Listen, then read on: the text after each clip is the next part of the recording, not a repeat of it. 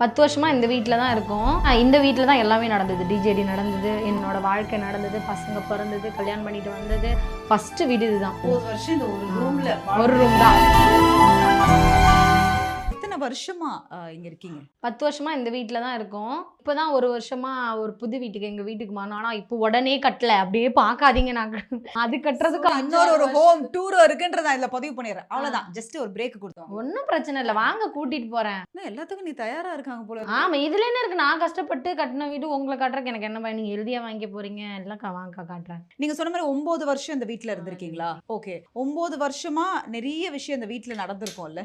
இன்னைக்கு வந்து பஞ்சமியை உலகமே கொண்டாடிட்டு இருக்கு. ஒரு டிஜேடி போன பிறகு எல்லார்கிட்டயும் அந்த பயங்கர வரவேற்பு இருக்குல்ல. எப்படி இருக்கு இன்னைக்கு பஞ்சமிக்கு? சந்தோஷமா இருக்கு ரொம்ப.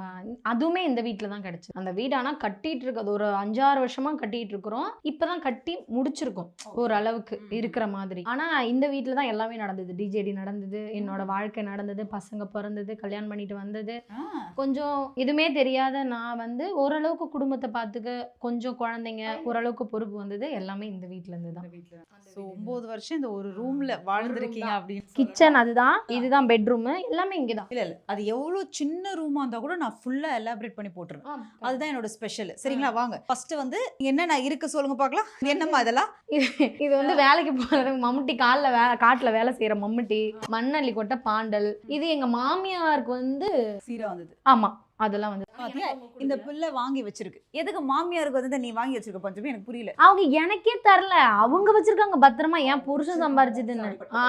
இந்த பித்தளை பாத்திரம் எல்லாம், இதெல்லாம் அப்போதைக்கு ரேஷன் கடையில வாங்கின அரிசி இருக்கு. இது நான் எடுத்துட்டு வந்து ஒரு 2-3 பாத்திரம், பண்ட பாத்திரம், இந்த சீமனை வாங்குற கேனு.